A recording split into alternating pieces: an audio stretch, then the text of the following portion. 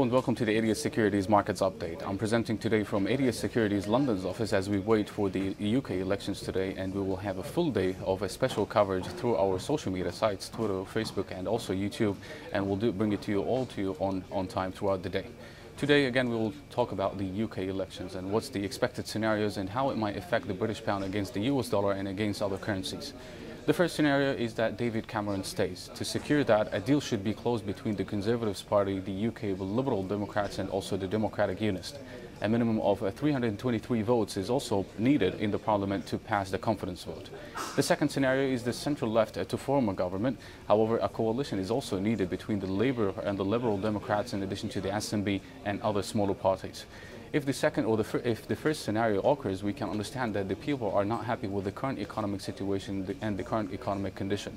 However, we have lower unemployment rate, higher wages, moderate growth level, and most importantly, lower inflation rate. And what's also most important, that the core values of the economy are looking much better than before, especially when we compare it to Europe.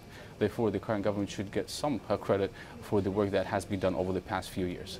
If the second, or as for the second scenario, then a major change is very likely. The market will likely to react very significantly or with significant moves because nothing is priced in so far amid the most uncertain elections in the UK's history. A change means that the people are not happy with the current government goals, and this is also quite unlikely. Despite all of what we noted before, traders should not only concentrate on the UK elections today. There is also another major risk involved from the Federal Reserve in the US, which also started showing clearer signals recently. The sterling also lost a notable value over the past few months and the past few weeks, and this is due to the increased expectations for the Federal Reserve to raise rates in June's meeting. However, since the beginning of the year until this day, the US economic data is not supporting the idea of any upcoming rate hike, at least until the end of June.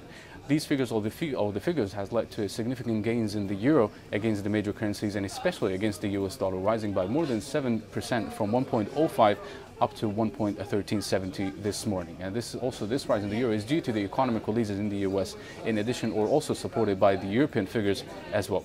However, despite the US figures, the sterling is also still lagging. This is due to the uncertainty of the UK elections. Once the outcome is announced, the sterling will likely to start reacting well to the global economic release in the global economic macros, in addition to the local economic figures. In short, traders need to be very careful not to get into a trap that is similar to the one created by the euro over the past few weeks, and it is not a one-way bet. Technically, the general trend remains on the downside, supported by a lower highs formation, this is from the technical side view, and could be targeting 1.5032 and 1.4923. And this would be the case if the second scenario occurs. However, the invalidation level for these declines stands at 1.5552.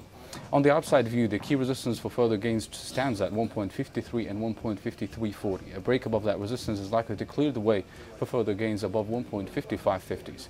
And this would be also the case if the first scenario occurs, and also might come in with side by side with more negative economic releases from the US and more signs for no rate hike by the Federal Reserve, at least in June. So this is it for today. Have a great day ahead, and don't forget to follow us on our social media sites, Twitter, Facebook and YouTube, to get the latest economic releases and also the news about the UK elections throughout the day. You can also like and share this video if you like, and I'll see you once again very soon.